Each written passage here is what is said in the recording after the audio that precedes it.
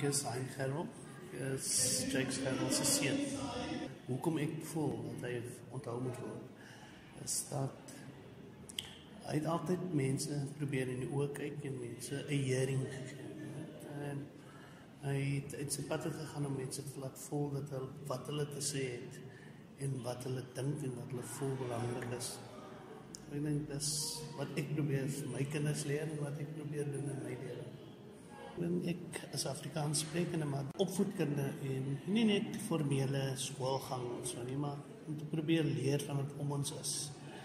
Om te sien wat 'n kuns daar is, wat die storie of die narratief wat vertel, wat stel hierdie uitstalling weer, daar is die Lombard vandag.